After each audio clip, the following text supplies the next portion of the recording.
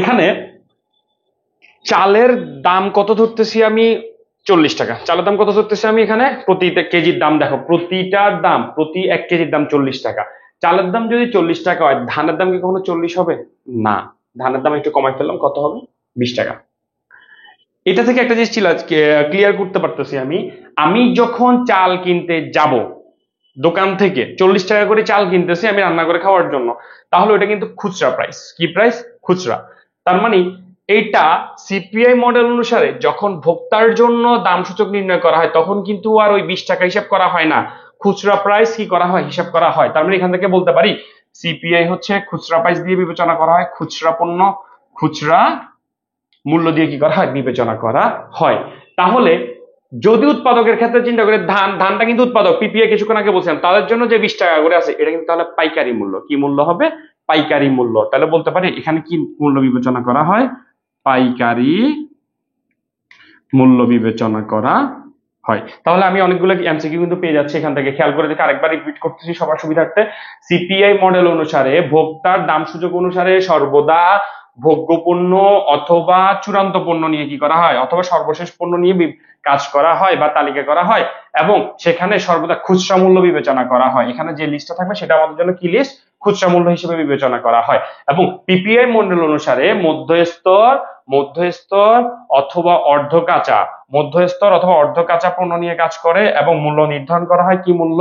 পাইকারি মূল্য হিসেবে নির্ধারণ করা হয়। এবার আমি একটু ম্যাথে আসি, ম্যাথেরটা একটু ক্লিয়ার করে দিই। ম্যাথে কি বলতেছে একটু দেখ সবাই। দ্রব্যমূল্য প্রথমে আসতেছে 2020, কত আসতেছে? 2020। ওই সূচক পদ্ধতিতে কিছুক্ষণ আগে কিন্তু আমি পড়ছিলাম, একটি ভিত্তি বছরের সাথে গড়পড়তা মূল্য, দেখ একটা ভিত্তি বছরের গড়পড়তা মূল্যের সাথে অন্য একটা ভিত্তি বছরের গড়পড়তা মূল্য কি করতেছে? তুলনা করতেছে। এবার দেখি 2020 সালে আমি চাল কিনতাম 30 কেজি, কত কেজি? 30 কেজি। আলু কিনতাম 20 কেজি, লবণ কিনতাম 5 কেজি, তেল কিনতাম কত করে? 10 কেজি করে। তাহলে একটু দেখতে পারি, চাল যেহেতু প্রতি কেজি কিন্তু 30 কেজি কিনতাম, প্রতি 1 কেজির দাম ছিল 40 টাকা। কত টাকা করে বলতেছে ওরা? 40 টাকা।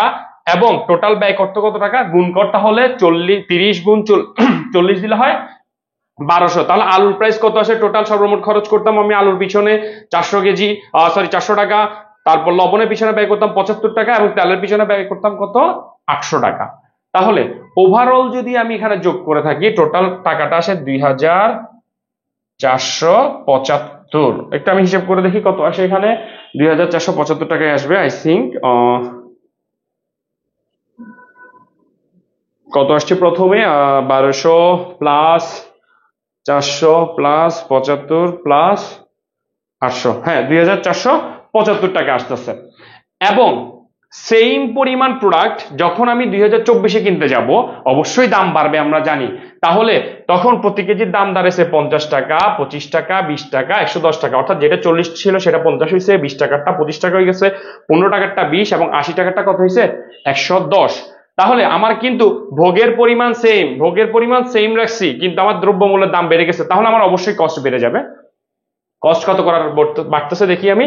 তাহলে 30 গুণ 50 দিলে আসে 1500, 20 গুণ 25 দিলে আসে 500, 5 গুণ 20 দিলে আসে 100, এবং 10 গুণ 110 দিলে আসে কত? 1100 করে। ঠিক আছে, এতটুকু পর্যন্ত আমার। তাহলে এখানে যদি দেখি আমি টোটাল ওভারঅল কত টাকা ব্যয় করতেছি আমি এখানে, 3000, 1500, আর এটা হচ্ছে 2600, আচ্ছা 2600 600 হলো 3200, 3200। কত টাকা ব্যয় করতেছি? 3200। তাহলে দেখো, আগে ব্যয় করতাম 2475, আর এখন ব্যয় করতে 2024 হিসেবে ব্যয় করতে কত? 3200। এবার ম্যাথটা কিভাবে করব?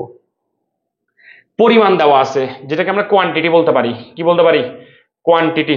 ওকে, 2020 সাল আর এটা 2024 সাল, অর্থাৎ এটা পুরাতন বছর। কি বছর?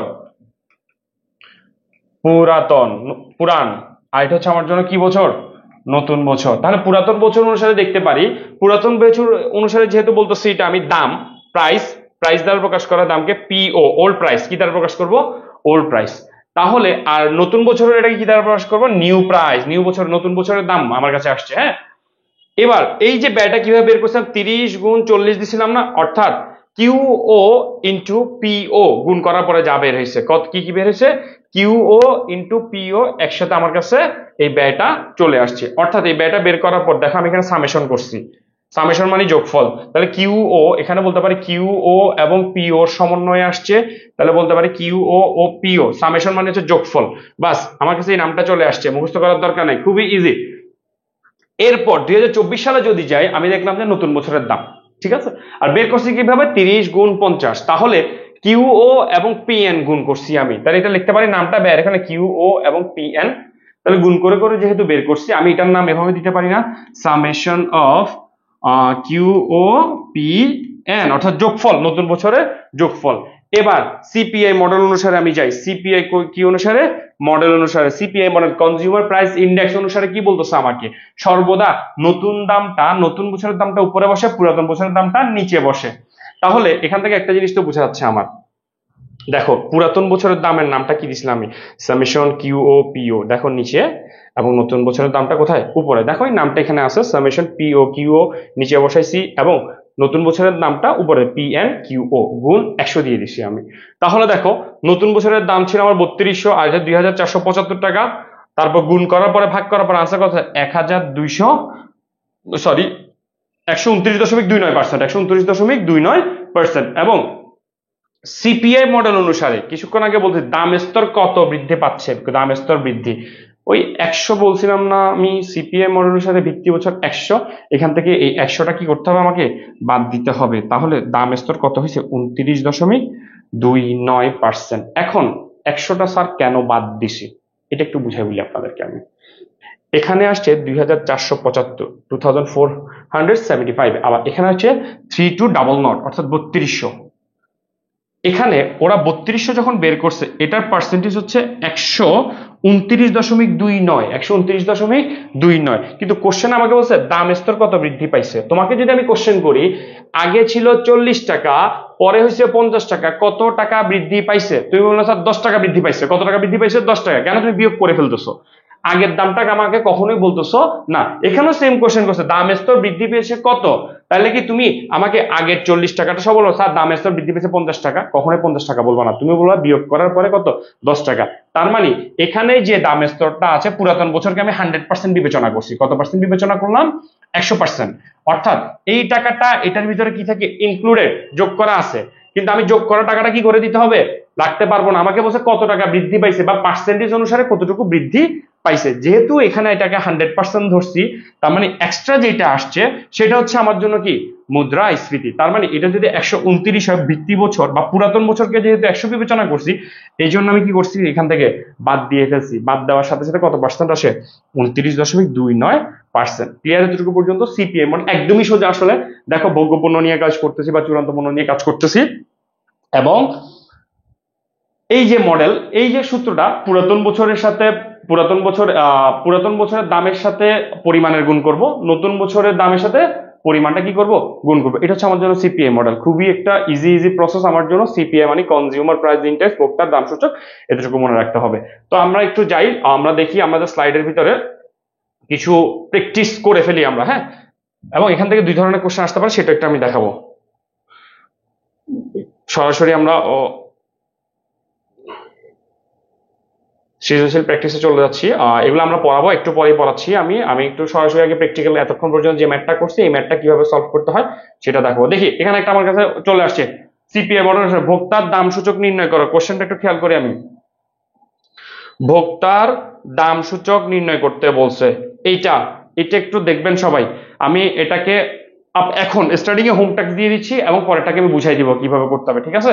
এটা আমি হোম টাস্ক দিচ্ছি, ভোক্তার দাম সূচক অর্থাৎ সিপিআই, কি পদ্ধতি বলতেছি, সিপিআই মডেল অনুসারে করতে হবে। পরিমাণ দেওয়া আছে 5 ভিত্তি বছর দেওয়া আছে পিও, আর এটা হচ্ছে বর্তমান বছরের দাম কত দেওয়া আছে পিএন দেওয়া আছে। দেখি এটা করার আগে আমি পরে আরেকটা সলভিং করা আছে আমার কাছে, আমি ওইটা একটু দেখতেছি, দেখি ওটাতে কি পাই। দেখো আমি এখানে দুইটা বোর্ড, টাইপ করাটা আসলে একটু টাইম লেন্থ হয়ে যাচ্ছে, কষ্টসাধ্য হচ্ছে বিধায় আমি সরাসরি এখান থেকে কি করছি ছবি তুলে বসাই দিয়েছি। দেখ প্রথমটা হচ্ছে ময়মনসিংহ বোর্ড 2023, আর একটা হচ্ছে দিনাজপুর বোর্ড 2023। কিভাবে আসতেছে প্রশ্নটা খেয়াল করি, একটি দেশের 2020 এবং 22 সালের ভোগ্যপণ্যের পরিমাণ ও দাম স্তর নিম্নরূপ। দেখো তাহলে ভোগ্যপণ্য, ওই দেখো এখানে বলেছে সিপিআই মডেল সালে ভোগ্যপণ্য, কিন্তু আরেকটা এই এমসিকিউটা এখান থেকে ক্লিয়ার হয়ে যাচ্ছে আমার। আবার এ বি সি ভোগ্যপণ্যগুলো তারা কি করছে, জাস্ট নাম দিয়েছে এ বি সি, ইয়াটা বলে নাই আর কি, চাল টাল এগুলো বলে নাই। তো দেখি 2020 সালে তারা টোটাল পরিমাণ কত ছিল, অর্থাৎ পরিমাণটা এখানে দেওয়া আছে পরিমাণ কত,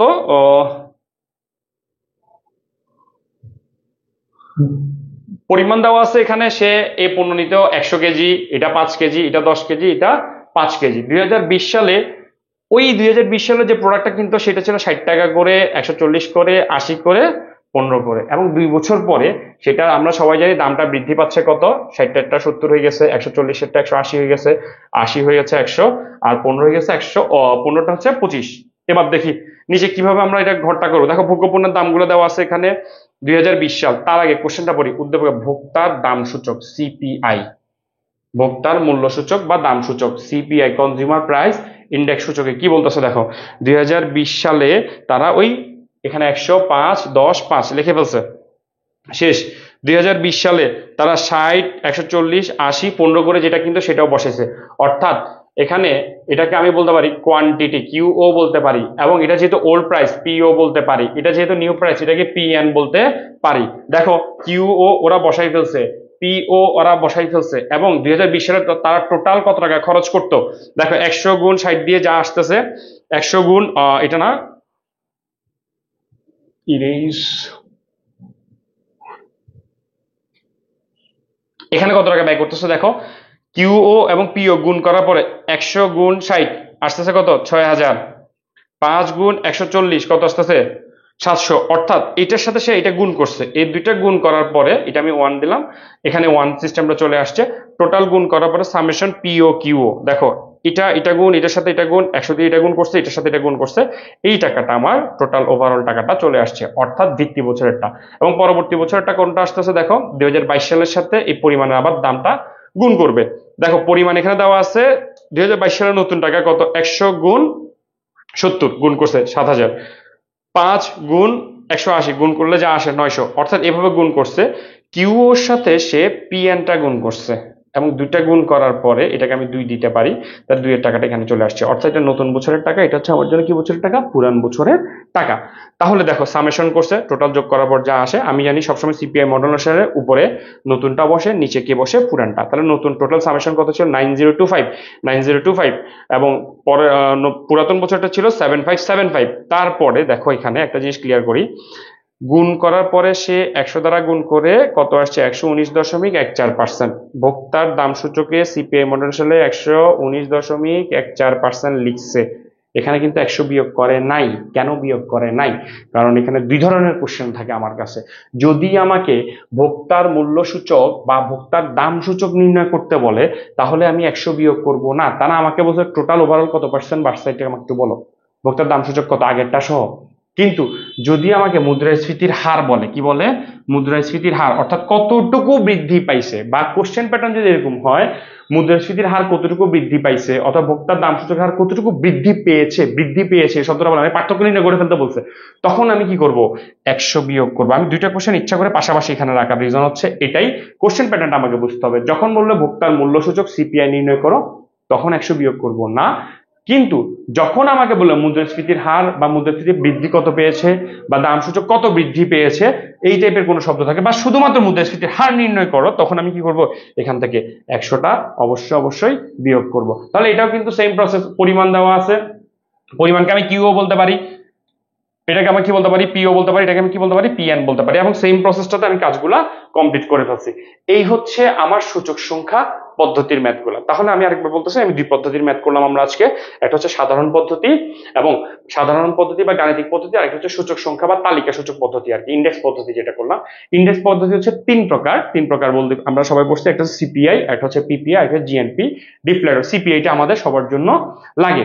তো আমরা সিপিআই মডেল অনুসারে মোটামুটি বুঝে গেলাম কোশ্চেন প্যাটার্ন কেমন আসবে। ইনশাআল্লাহ পরবর্তী ভিডিওতে আমরা আরো কিছু কি করব, সলভ করব, আরো কিছু সৃজনশীল নিজেরা একসাথে সলভ করবো এবং পুরো চ্যাপ্টারটা ক্লিয়ার করার চেষ্টা করব। এবার কিছু থিওরি কিন্তু আমাদের রয়ে গেছে, আমি এই স্লাইডগুলো পড়াই নাই, এই স্লাইডগুলো আজকে একটু পড়বো। হ্যাঁ, খুবই মজার থিওরিটিক্যাল জিনিসগুলো কিভাবে মনে রাখতে হবে, মজার কাহিনী আমরা এখানে আজকে কমপ্লিট করে ফেলবো ইনশাআল্লাহ। তাহলে একটু দেখি আমি এখানে, আচ্ছা এটা তো আমরা পড়ে ফেলছি। এবার আসি সিপিআই ভোক্তার দাম সূচক কাকে বলে, সিপিআই পদ্ধতিতে ভোক্তার দাম সূচক। এবার থিওরিটা ক্লিয়ার করি।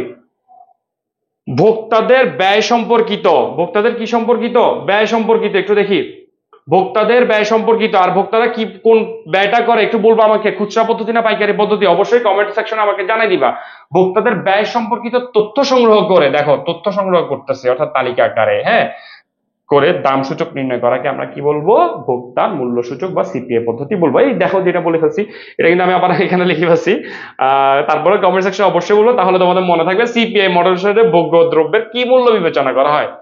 খুচরা মূল্য বিবেচনা করা হয়। এটা হচ্ছে আমাদের সিপিআই সম্পর্কে কিছু থিওরিটিক্যাল জিনিস। এবার আসবে উৎপাদকের দাম সূচক। হ্যাঁ, তো এটা গেছে কেন? ওকে, উৎপাদকের দাম সূচক প্রডিউসার প্রাইস ইন্ডেক্স। দেখো প্রডিউসার প্রাইস ইন্ডেক্স সম্পর্কে কি বলতেছে? কোন নির্দিষ্ট সময়ে উৎপাদক যে সকল কাঁচামাল বা অর্ধ কাঁচা বলে ফেলছি আমি কিন্তু, বা মধ্যম পর্যায়ের বা মাধ্যমিক পর্যায়ের, দেখো মধ্যম পর্যায় কি পর্যায়? মধ্যম অথবা মাধ্যমিক, মাধ্যমিক পর্যায়ের দ্রব্য, অর্থাৎ এই দেখো লিখে দিচ্ছি আবার, মাধ্যমিক দ্রব্য উৎপাদন করে তার জন্য যে ব্যয় করা হয় তাকে আমরা কি বলে থাকি? উৎপাদকের মূল্য সূচক বলে থাকি। তাহলে ক্লিয়ার? অর্থাৎ মিডল অবস্থায় ধানের ক্ষেত্রে যেটা গেলাম, বীজের ক্ষেত্রে তেল বীজ নিয়ে তারা তেল বের করে, তাহলে ওই পদ্ধতিগুলো তারা মধ্যম পর্যায়ে বা অর্ধ কাঁচা পদ্ধতিতে কাজ করে, বা কাঁচামাল পদ্ধতি র ম্যাটেরিয়ালস নিয়ে যারা কাজ করে তাদের যে তাম পদ্ধতি ব্যবহার করা হয় তাদেরকে আমরা কি বলে থাকি? উৎপাদকের মূল্য সূচক পদ্ধতি বলে থাকি। উৎপাদক উপযোগ কি করে? সৃষ্টি করে। তাহলে এটা একটু ক্লিয়ার করে ফেলি আমি, দেখো একবার ক্লিয়ার করে, এটা ভোক্তা আর এটা হচ্ছে উৎপাদক। ভোক্তাকে আমরা কি বলবো? কনজিউমার। কি বলে থাকি? কনজিউমার। আর উৎপাদককে কি বলে থাকি? প্রডিউসার। ঠিক আছে, প্রডিউসার বলে থাকি। ভোক্তা কি করে? ভোগ করে। ভোক্তা কি করে? ভোগ করে। উৎপাদক কি করে? উৎপাদন করে। উৎপাদন করে। এবং ভোক্তা কি করে? উপযোগ নিঃশেষ করে। কি করে সে? উপযোগ নিঃশেষ করে। আর উৎপাদক উৎপাদক কি করে? উপযোগ সৃষ্টি করে। কি করে? উপযোগ সৃষ্টি করে। উপযোগ কি করতেছে? উৎপাদক সৃষ্টি করতেছে। ঠিক আছে, আমার জন্য এতটুকু পর্যন্ত। তাহলে ভোক্তাকে আমরা কনজিউমার বলে থাকি, তারা ভোগ করে থাকে পণ্য, চূড়ান্ত পণ্যটা ভোগ করে, এবং সে উপযোগটা কি করে? নিঃশেষ করে। আর উৎপাদক হচ্ছে আমার জন্য প্রডিউসার, সে উৎপাদন করে এবং কি করে? উপযোগ সৃষ্টি করে। তাহলে এতটুকু ক্লিয়ার? তাহলে উৎপাদক উপযোগ কি করে? সৃষ্টি করে। এটা থেকে তাহলে এতটুকু আসতেছে, এখানে দেখি একটু অল ক্লিয়ার করি আমি। ওকে, প্রাথমিক পর্যায়ে বাণিজ্যিক লেনদেনের যে দাম বিবেচনা করা হয়, প্রাথমিক পর্যায়ে বাণিজ্যিক অর্থাৎ তুমি যখন, খেয়াল করো, প্রাথমিক পর্যায়ে তুমি যখন একজন ব্যবসায়ী হও, তুমি যখন একটা প্রোডাক্ট কিনে আনে খুচরা সেল করতে যাবা, তার মানে তুমি একটা প্রাইসে কিনে আসবা, ওইটাকে বলে বাণিজ্যিক লেনদেন। কি বলবো? বাণিজ্যিক লেনদেন। অর্থাৎ তুমি একজন ব্যবসায়ী হয়ে প্রাথমিক পর্যায়ে বা শুরুতে একজন কোন একটা কোম্পানি থেকে যেটা কিনে আনতেছো তুমি আবার রিসেল করবা, তাহলে তোমার জন্য এটা বাণিজ্যিক লেনদেন হচ্ছে। হ্যাঁ, এবং ওই যে দামটা তুমি নিচ্ছ, যে দামে তুমি পারচেস করতেছো, সে দামের ভিত্তিতে কি করা হয়? পিপিআই করা হয়। যেমন আমি তোমাকে একটা ছোট একটা উদাহরণ দিয়ে ফেলি। আমরা ধরে নিলাম খুব ইজি একটা পদ্ধতি, কোনো একটা প্রোডাক্টের দাম কিন্তু 60 টাকা। কত ধরতেছি আমি এখানে? 60 টাকা। হাফ লিটার একটা কিসের দাম? হাফ লিটার একটা কোকের দাম ধরে নিলাম 60 টাকা।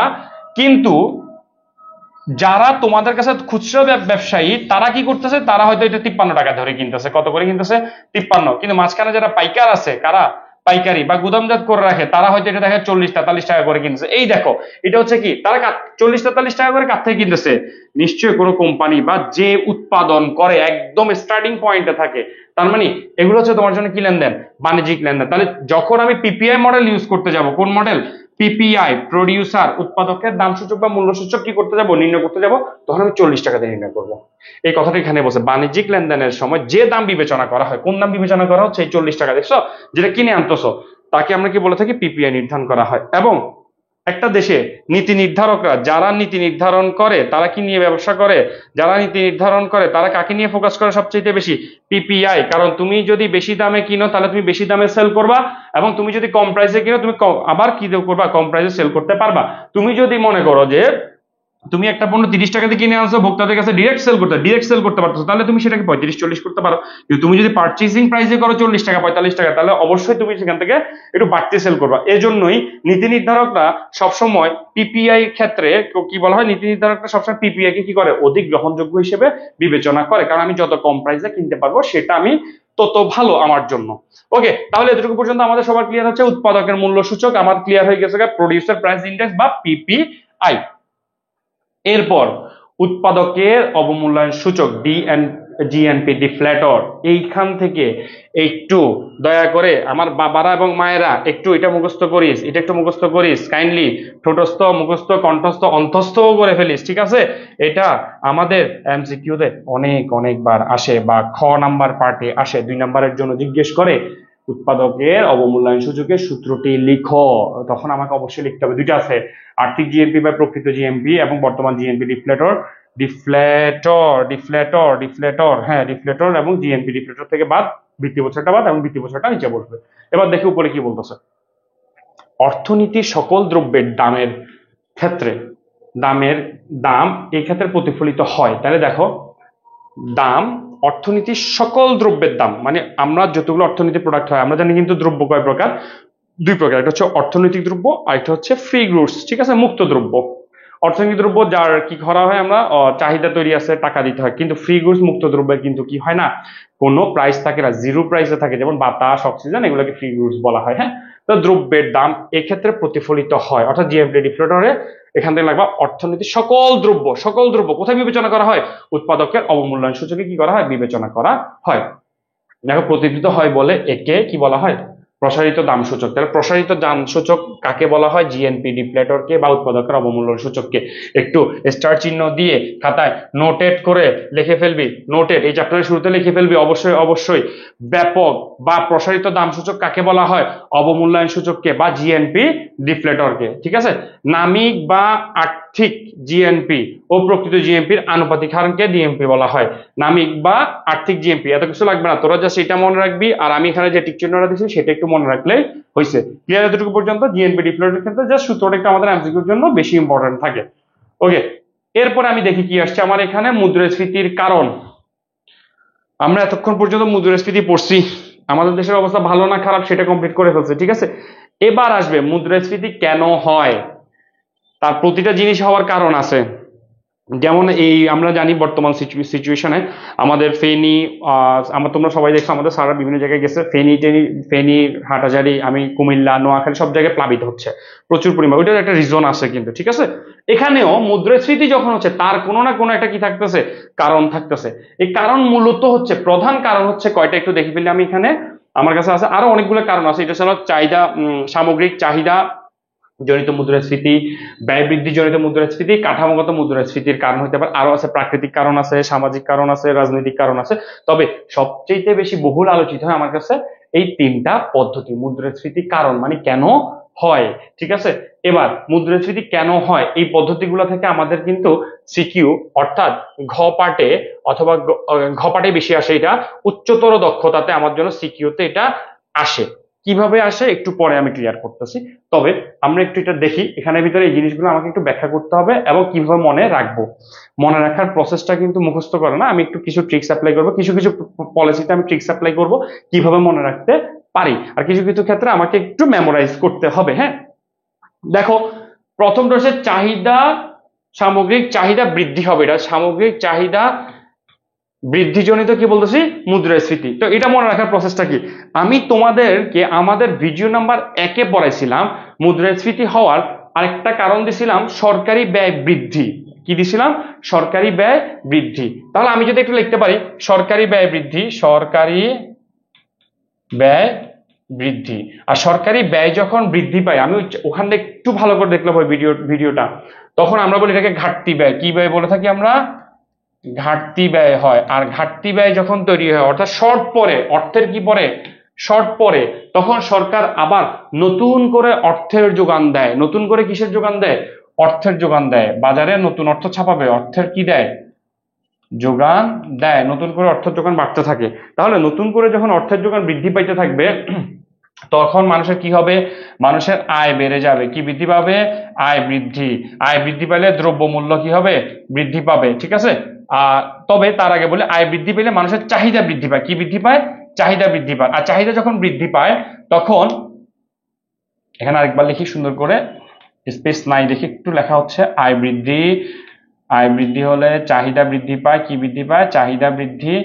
চাহিদা বৃদ্ধি। চাহিদা বৃদ্ধি পেলে কি হবে? অবশ্যই আমরা জানি চাহিদা বৃদ্ধি পেলে দোকানদাররা দ্রব্যমূল্যের দাম বেড়ে যাবে। যেমন এখন যে প্লাবিত হয়েছে, আমরা চট্টগ্রাম থেকে বোট নিয়ে গেছি, আর ঠিক আছে ওখানে, তাহলে দেখা যায় যে একটা বোট যেখানে, তোমরা অনেকে হয়তো দেখছো, আমি বলছিলাম একটা বোট যেখানে পুরা মাসে 40-45 ইনকাম করে, আমি একদিনের জন্য একটা বোট হায়ার করছিলাম কত দিয়ে?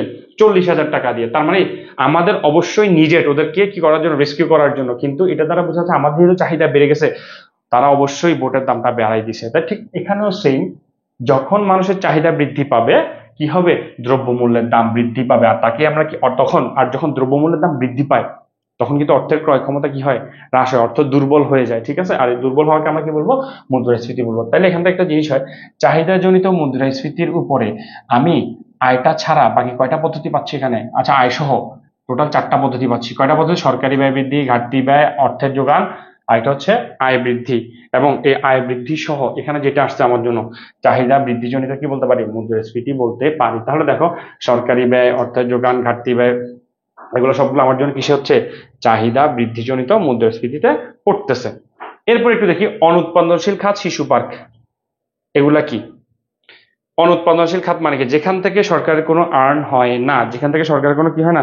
আর্ন হয় না। যেমন আপনারা জানেন সরকার ফ্রিতে কিছু পার্ক খুলে রাখে, মানুষ যে ওখান থেকে কি করে? চিত্ত বিনোদনের জন্য যায়। চিত্ত বিনোদন মানে হচ্ছে তাদের মেন্টাল রিফ্রেশমেন্টের জন্য যায়, ঘুরতে যায় বিভিন্ন প্লেস গুলাতে। তো এগুলো রক্ষণাবেক্ষণের জন্য সরকারের একটা ব্যয় হয়, তাহলে এগুলো এক্সট্রা ব্যয়। তার মানে যখন সরকার এই ব্যয়গুলো বৃদ্ধি পাবে তখনই ঘাটতি ব্যয় তৈরি হয়ে যাবে। কি তৈরি হবে? আর ঘাটতি ব্যয় কি হয়? মুদ্রাস্ফীতি তৈরি হয়। বোঝা গেছে এতটুকু পর্যন্ত?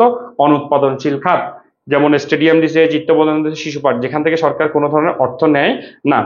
এরপর রপ্তানি বৃদ্ধি। এখন অনেকের মাঝে কোশ্চেন আসতে পারে যে স্যার, রপ্তানি যদি বৃদ্ধি পায় মুদ্রাস্ফীতি কিভাবে হয়? এটা তো আমার জন্য বেটার, তাই না? দেখো, মুদ্রাস্ফীতি হওয়ার এখানে একটা কিন্তু ডিপলি কিছু একটা লুকাই আছে এখানে। আমি জানি যে রপ্তানি বৃদ্ধি পেলে, আমাদের নর্মাল কমন সেন্স যেটা বলে, রপ্তানি বৃদ্ধি পেলে কি হবে আমার জন্য? টাকা আসবে, আমার জন্য বেটার। কিন্তু আমি যদি নিজে না খাই, বাইরে রপ্তানি করি, তখন আমার দেশে কি শর্ট পড়বে না? আমার দেশে কিন্তু আমরা গত কয়েক বছর আমরা ইলিশ মাছ পাই নাই, আমরা তো গলদা চিংড়ি দেখি না। আমরা এত পরিমাণ গলদা চিংড়িকে হোয়াইট গোল্ড বলা হয় কিন্তু, হ্যাঁ, এটা সবাই একটু মনে রাখবা। এই হোয়াইট গোল্ড আমরা নিজেরা না খাই, কোথায় প্রদান করি? বাইরে। হোয়াইট গোল্ড বা এই গলদা চিংড়ি আমরা কোথায় পাই জানো? বিয়ের আসর গুলাতে। আর বিয়ের আসরে যখন গলদা চিংড়ি পাই তখন আমরা কি করে ফেলি? কোনো কিছু বাদ দিয়ে আগে গলদা চিংড়ি খাইতে দিই, কারণ বছরে একবার পাইছি, একটু পেট পুরে উদরপূর্তি করে নিই আমরা, হ্যাঁ। তাহলে এটার কারণ হচ্ছে কি, আমরা নিজেরা না খাই, যখন বাইরে সাপ্লাই দিব নিজেদের কাছে শর্ট পড়ে যাবে। আর নিজেদের কাছে শর্ট পড়া মানে হচ্ছে তখন বাজারে চাহিদা ক্রিয়েট হবে। আর চাহিদা যখন ক্রিয়েট হবে দ্রব্যমূল্যের দাম বেড়ে যাবে। দেখো, চাহিদা যখনই ক্রিয়েট হচ্ছে তাকে চাহিদা জনিত কি বলা হয়? মুদ্রাস্ফীতি বলা হয়। তার মানে নিজে না খাই যদি বাইরে আমি বেশি রপ্তানি করি, তার ফলে আমার কি হয়? চাহিদা জনিত মুদ্রাস্ফীতি হয়। এখানে আরো আছে, দেখো, জনসংখ্যা বৃদ্ধি পেলে আমাদের চাহিদা বৃদ্ধি পাবে, ঠিক আছে। উদার ঋণ নিয়ে আছে, ব্যয়যোগ্য আয় বৃদ্ধি হবে। এগুলো সবগুলো আমার কার কাতারে পড়ে? চাহিদা বৃদ্ধিজনিত মুদ্রাস্ফীতির কাতারে পড়ে। এবার আসতেছি ব্যয় বৃদ্ধিজনিত মুদ্রাস্ফীতি। মানে আমার যখন ব্যয় বৃদ্ধি হয়, আমি তো জানি যদি ঘাটতি ব্যয় তৈরি হয়, এখান থেকে দেখো, যদি ব্যয় বৃদ্ধি হয় সরকারকে অনেকগুলো টাকা ছামাইতে হয়, অর্থের যোগান বৃদ্ধি করতে হয়। কিভাবে হয় দেখো, ব্যয় বৃদ্ধিজনিত কারণগুলো কি কি? প্রথম হচ্ছে বেতন ও মজুরি বৃদ্ধি। সরকার যে আমলারা আছে তাদের যখন বেতন বৃদ্ধি করা হয়, এবং আমরা সবাই জানি গার্মেন্টস শ্রমিকদের আগের কোনো ছিল না, বেতন স্কেল ছিল না। এখন কিন্তু তাদেরকে সর্বনিম্ন 8,000 টাকা পেমেন্ট করতে হয়, একদম বেসিক 8,000 টাকা কি করতে হয়? প্রদান করতে হয়। তাহলে এই যে ব্যয়টা বৃদ্ধি পাচ্ছে, এগুলোর কারণে কি হয়ে থাকে? মুদ্রাস্ফীতি হয়ে থাকে। এবার আরেকটা হচ্ছে পরোক্ষ কর আরোপ। পরোক্ষ কর আরোপ, ভ্যাট, ভ্যালু অ্যাডেড ট্যাক্স। এখান থেকে আগে আমি একটু বলি কর কি। হ্যাঁ, কর আসছে। কর কত প্রকার? হ্যাঁ, কর হচ্ছে 2 প্রকার। কর কয় প্রকার আমার জন্য? কর হচ্ছে 2 প্রকার, একটা হচ্ছে প্রত্যক্ষ কর, একটা হচ্ছে পরোক্ষ কর। এখন এটা একটু বলে ফেলি, কর কাকে বলে। ধরো আমি আর্ন করতেছি, প্রতি মাসে সরকারকে একটা ট্যাক্স দিতে হচ্ছে, আমাকে প্রতি মাসে একটা কি দিতে হচ্ছে? ট্যাক্স দিতে হচ্ছে, বা আমার ইনকাম ট্যাক্স দিতে হচ্ছে। অথবা তুমি একটা কলম কিনতেছো, ওখানে তোমাকে কি দিতে হচ্ছে? এটা কিন্তু ভ্যালু এডেড ট্যাক্সের ভিতর পড়ে। একটা কলম কিনতে গেলেও কিন্তু তোমাকে কি করতে হয়? ওই ভ্যাট প্রদান করতে হয়।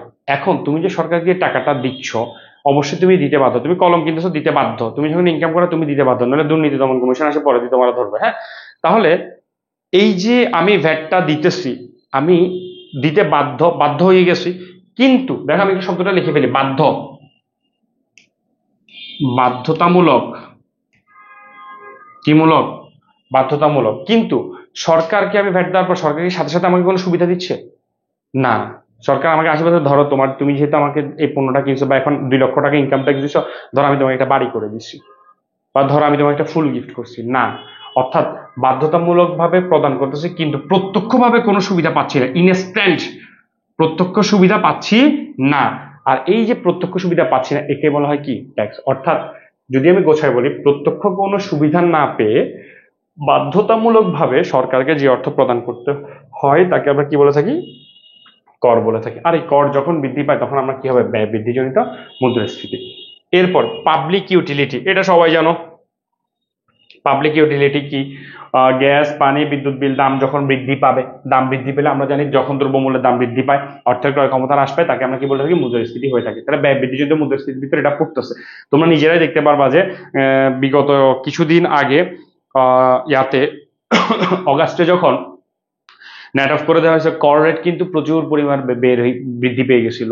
এখন পানির বিল বৃদ্ধি পাইছে, বিদ্যুৎ বিলে দেখবা মিটার চার্জ প্রচুর পরিমাণে কাটে, এগুলো পাবলিক ইউটিলিটি কি করা হয়, বৃদ্ধি করা হয়। এবং শ্রমিক সংঘ, এটা তো সবচেয়ে বড় একটা ইফেক্ট করে থাকে। আমাদের পাবলিক ভার্সিটি স্যাররা তাদের স্যালারি ইনক্রিজ করার জন্য, তাদের রেসপেক্টিভ ইনক্রিজ করার জন্য কি করে থাকে, মাঝে মাঝে ইয়া করে থাকে, যে স্ট্রাইক করে থাকে, যে ক্লাস নিব না। এছাড়াও দেখতে পারো যে গার্মেন্টস শ্রমিকরা কি করে, একটা সংঘ করে থাকে, মালিকদের সাথে একটা ক্ল্যাশ করে, সরকারের সাথে একটা ক্ল্যাশ করে, তখনই এটা কি বৃদ্ধি পায়, ব্যয় বৃদ্ধি পায়। এগুলো সবগুলো আমার জন্য কি জনিত, মুদ্রাস্ফীতি, ব্যয় বৃদ্ধি জনিত মুদ্রাস্ফীতি। এবার আসবে আমার কাঠামোগত মুদ্রাস্ফীতি। কাঠামোগত মুদ্রাস্ফীতি কিভাবে করব, ঠিক আছে? দেখো, কাঠামোগত মুদ্রাস্ফীতি মনে রাখা খুবই সহজ হয়। যেহেতু এখন আমরা জানি আমাদের দেশে একটা উত্থান হয়েছে, সবাই জানি যে আমাদের একটা সরকার চলে গেছে, নতুন সরকার বসছে, ওখানে ডক্টর মোহাম্মদ ইউনূস এটাকে লিড করতেছে। তার মানে বাজার ব্যবস্থা যে এখন তদারকি করবে তেমন কেউ নাই, তার মানে বাজারের ত্রুটি দেখা দিচ্ছে। দেখো প্রসেসটা মিলাই দেখি, কাঠামোগত পদ্ধতি কিভাবে মনে রাখতে পারি, পরে দিয়ে দেখবো আমরা। প্রথম হচ্ছে বাজারের ত্রুটি দেখা দিছে, আর বাজারে যখন ত্রুটি বা সার্ভেটা ঠিক মতো না হবে বা তদারকি না হবে, বাজারের ত্রুটির ফলে বাজারে কি তৈরি হবে, সিন্ডিকেট তৈরি হবে, কারণ আমরা বেশি প্রফিট করতে চাইবো। আর সিন্ডিকেট যখন তৈরি হবে, সিন্ডিকেটদের কাজ কি, তাদের প্রধান কাজ হচ্ছে গুদামজাত করে ফেলবা, বাজারে চোরাচালান করে ফেলবে, যেখানে দাম বেশি, ঠিক আছে, মজুত করে ফেলবে, চোরাচালান করবে, মজুত করবে, গুদামজাত করে ফেলবে। যার ফলে বাজারের যে আর্থিক অবস্থা সেটা কি হয়ে যাবে, দুর্বল হয়ে পড়বে। আর্থিক অবস্থা কি হয়ে যাবে গা, দুর্বল, বা দেশের আর্থিক অবস্থা কি হবে, দুর্বল হবে। তাহলে একটা জিনিস আবার বলতেছি, বাজারে ত্রুটির ফলে সিন্ডিকেট তৈরি হয়, যার ফলে চোরাচালান, গুদামজাত বা মজুতদারকারী বৃদ্ধি পায়, আর এর ফলে কি হয়, আমাদের আর্থিক অবস্থা দুর্বল হয়। দেখো এই সবগুলো কারণ এখানে আছে কিনা। বাজার ব্যবস্থা ত্রুটির ফলে, বাজার ব্যবস্থা ত্রুটির ফলে সিন্ডিকেট তৈরি হয়, সিন্ডিকেটরা কি করে, চোরাচালান এবং মজুতদার এবং গুদামজাত বলতে পারি, মজুতদার গুদামজাত একই কথা, যার ফলে কি হয়, আর্থিক ব্যবস্থাপনার দুর্বলতা হয়ে পড়ে। এগুলাই হচ্ছে আমার কাঠামোগত মুদ্রাস্ফীতির কারণ। তাহলে ক্লিয়ার হয়ে গেছে আমার জন্য মেইন মুদ্রাস্ফীতি কি। এবার উদ্দীপকে কিভাবে আসতে পারে। উদ্দীপক ধরলাম মিস্টার এক্স একটি দেশে বসবাস করে, যেখানে দেখা গেল যেখানে আর্থিক অবস্থা দেখলে দেখা যায় অর্থের যোগান বৃদ্ধি পায়, রপ্তানি বৃদ্ধি পাইছে, জনসংখ্যা বৃদ্ধি পাইছে। কিন্তু তার বন্ধু, দেখো আরেকবার বলতেছি, অর্থের যোগান বৃদ্ধি পাইছে, রপ্তানি বৃদ্ধি পাইছে, জনসংখ্যা বৃদ্ধি পাইছে, এবং তার বন্ধু খ যেই দেশে থাকে, সেখানে বাজার ব্যবস্থা খুবই দুর্বল, চোরাচালান এবং গুদামজাত করার পরিমাণ বৃদ্ধি পেয়েছে। দেখো উদ্দীপক কিন্তু এটাই। তার প্রথমে মিস্টার এক্স যেটা বলতেছে, মিস্টার এক্স এর কি হচ্ছে, বাজারে অর্থের যোগান বৃদ্ধি, রপ্তানি বৃদ্ধি, জনসংখ্যা কি হিসেবে বৃদ্ধি পাইছে। তাহলে এটা কোন ধরনের মুদ্রাস্ফীতি বলতে পারি আমরা, সামগ্রিক চাহিদাজনিত মুদ্রাস্ফীতি। গ নাম্বার প্রশ্ন আসতে পারে, মিস্টার এক্স এর দেশে কোন ধরনের মুদ্রাস্ফীতি ঘটতেছে, চাহিদাজনিত চাহিদা বৃদ্ধিজনিত মুদ্রাস্ফীতি। আর কিছুক্ষণ পরে প্রথম মিস্টার খ যেটাতে থাকে, দেখো বাজার ব্যবস্থা ত্রুটি দেখা দিচ্ছে এবং গুদামজাতের পরিমাণ বৃদ্ধি পেয়েছে। তাহলে ক্ষয়টা হবে আমাকে কোন ধরনের, কাঠামোগত মুদ্রাস্ফীতি। দেখো হুবহু এই পয়েন্টগুলো থেকেও কিন্তু সবচেয়ে বেশি করে কি আসে, আমাদের মুদ্রাস্ফীতি চলে আসে। আচ্ছা ঠিক আছে, ওকে, তাহলে আমার এতটুকু পর্যন্ত ক্লিয়ার। আমাদের মুদ্রাস্ফীতির কারণ কয়টা বলছি আমি এখানে, 3টা বলে, সামগ্রিক চাহিদাজনিত মুদ্রাস্ফীতি, ব্যয় বৃদ্ধিজনিত মুদ্রাস্ফীতি, সামগ্রিক চাহিদা বৃদ্ধিজনিত মুদ্রাস্ফীতি, ব্যয় বৃদ্ধিজনিত মুদ্রাস্ফীতি, কাঠামোগত মুদ্রাস্ফীতি।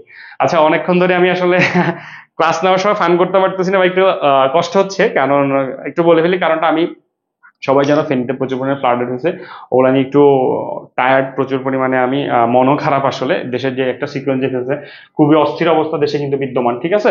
তো দেশের এই অস্থির অবস্থাতে মন টনও খারাপ হয়ে আছে। তারপরে আমি চেষ্টা করতেছি তোমাদের জন্য দেওয়ার জন্য। তোমরা এই কমেন্টে যদি কোনো কিছু না বোঝো, কমেন্ট অপশন আমাদের অলওয়েজ খোলা, আমি চেষ্টা করব তোমরা কমেন্ট দেওয়ার সাথে সাথে আমি কি করব, যখনই দেখি আমি এটাকে রিপ্লাই করব। তাহলে আমার মুদ্রাস্ফীতির কারণ আমরা পড়ে ফেললে খুবই, সামগ্রিক চাহিদা বৃদ্ধিজনিত মুদ্রাস্ফীতি, ব্যয় বৃদ্ধিজনিত কাঠামোগত মুদ্রাস্ফীতি শেষ। এরপর কর, কিছুক্ষণ আগে আমি যেটা পড়ে ফেলছিলাম, আমি কি পাবো না, প্রত্যক্ষ কোনো সুবিধা পাবো না, কিন্তু আমাকে বাধ্যতামূলক ভাবে কি করতে হয়, বাধ্যতামূলক ভাবে সরকারকে ওই অর্থ প্রদান করতে হয়, তাকে আমরা কি বলে থাকি, কর বলে থাকি। এবার এবার এবার এখানে আসি, মুদ্রাস্ফীতির প্রভাব। মুদ্রাস্ফীতির প্রভাবে কি হয়, এগুলো থিওরিটিক্যাল পার্ট, একটু তোরা পড়ে নিস, এগুলো পুরোটাই থিওরিটিক্যাল পার্ট, পড়লে তোরা খুবই বুঝবি, কারণ এতক্ষণ পর্যন্ত আমি যে বকবক বকবক গুলা করছি, ওই বকবক থেকে এই জিনিসগুলো আমাদের কি আসছে, চলে আসছে। তারপর আমি একটু বলতেছি ক্রিপিং ইনফ্লেশন। ক্রিপিং শব্দটার মানে কি, মৃদু মুদ্রাস্ফীতি। ক্রিপিং শব্দের অর্থ কি, মৃদু। মৃদু, এটা মাথা রাখবে, ক্রিপিং মানে হচ্ছে মৃদু মুদ্রাস্ফীতি। আমরা মুদ্রাস্ফীতি 4 প্রকার পড়ছিলাম, যার ভিতরে প্রথমটাই পড়ছিলাম মৃদু মুদ্রাস্ফীতি, ওটাকে ক্রিপিং বা হামাগুড়ি বলা হয়, ঠিক আছে, হামাগুড়ি মুদ্রাস্ফীতি। এবং এখানে একটা মজার জিনিস দেখো, ক্রিপিং ইনফ্লেশন পর্যায়ে মুদ্রাস্ফীতি থাকলে যা বেকারত্ব দূরীকরণ হয়, তার মানে মৃদু মুদ্রাস্ফীতি আমার জন্য ভালো। এখান থেকে মৃদু মুদ্রাস্ফীতি আমার জন্য কি ভালো, এবং অর্থনীতি কি হয়, সফল হয়। অর্থনীতি আমার জন্য কি হয়, সফল হয়। তাহলে তুমি মনে রাখতে, ভাই আমি কেমন মনে রাখবো এই 4টা জিনিস, 4টা মুদ্রাস্ফীতি, ক্রিপিং যে ভালো, তাহলে একটা মনে রাখবে, ক্রিপিং এর বাংলা হচ্ছে মৃদু। তুই একটা গান মনে করবি, শীতল বাতাসে, ঠিক আছে, শীতল বাতাস মানে মৃদু বাতাস, যখন আমার গায়ে লাগবে, ওফ, শীতল বাতাস যখন গায়ে লাগবে আমার মন ফুরফুরে হয়ে যাবে গা, একদম খুব ভালো মৃদু মৃদু বাতাস। দেখ যখন মেঘলা বাতাস হইতেছে, মেঘলা আকাশের ভিতরে সুন্দরভাবে বাতাসটা গায়ে লাগতেছে, what a feel, I am feeling. আমি এসির নিচে তো এখন ফিল করতে পারতেছি না, তারপরে মনে মনে চিন্তা করতেছি। এবার দেখে নে, তাহলে মৃদু যে বাতাসটা আমার গায়ে লাগতেছে, আমার খুব ভালো লাগতেছে, শীতল বাতাস লাগতেছে, আমার জন্য যেরকম ভালো, ঠিক দেশের জন্য ক্রিপিং ইনফ্লেশন বা মৃদু মুদ্রাস্ফীতিও ভালো। কেন? এটা বেকারত্ব দূরী করে এবং অর্থনৈতিক সফলতা দেয়। তাহলে গানটা কি বলছিলাম, শীতল ও বাতাসের জায়গায় আমি মৃদু ও বাতাসে, ঠিক আছে। পরের লাইনটা তোরা একটু লিখে দিস কমেন্ট বক্সে, দেখি কি হইতে পারে পরের গানের লাইনটা। গানের লাইনটাই মনে রাখতে পারবি, পড়া তো মনে রাখতে পারবি না, ঠিক আছে, কারণ আমরা জেন জেনারেশন। ওকে, তাহলে আমেরিকান পার্লামেন্টরা মুদ্রাস্ফীতিকে 1 নম্বর শত্রু। দেখো ওরা কাকে শত্রু করে ফেলছে, তাদের আশেপাশের কোনো শত্রু নাই, ঠিক আছে, পাশের বাসার আন্টিও তাদের শত্রু না, তাদের প্রধান প্রধান আমেরিকার সবচেয়ে বড় শত্রু কে আমাদের জন্য, ওরা বলতেছে মুদ্রাস্ফীতি বা ইনফ্লেশন হচ্ছে তাদের জন্য সবচেয়ে বড় enemy. Inflation is a number one enemy, inflation is number one enemy, clear? Okay, মুদ্রাস্ফীতির ফলে কি কি খারাপ সৃষ্টিগুলো দিক হয় দেখো তো একটু। সুদের হারের উপর প্রভাব হয়, পিগু প্রভাব, ধনীদের উপর বৃদ্ধি করে, তাদের ক্রয় ক্ষমতা হ্রাস করে, ঠিক আছে। এরপর কি বলতেছে, কি আয় বন্টনের প্রভাব হয়, বিভিন্ন ধরনের প্রভাব আছে, এগুলো একটু থিওরি তোরা ইজিলি বলে। তবে মুদ্রাস্ফীতির প্রভাব 4টি ভাগে ভাগ করা হয়। দেখো ওরা অনেকগুলো প্রভাব দিছে, তবে মুদ্রাস্ফীতির এই প্রভাব যেগুলো আছে এখানের ভিতরে, এগুলোকে 4টা ভাগে, প্রধানত কয়টা ভাগে ভাগ করছে, 4টা। সম্পদ ক্রয় ও আদায় বন্টনের প্রভাব হয়, উৎপাদন ও কর্মসংস্থানের প্রভাব, দীর্ঘমেয়াদে অর্থনৈতিক উন্নয়নের প্রভাব, আন্তর্জাতিক বাণিজ্যের উপর প্রভাব। এগুলো একটু থিওরিটিক্যাল, এগুলো থেকে আমি কিছু কিছু ইম্পর্টেন্ট জিনিস তোদেরকে দেখা দিচ্ছি।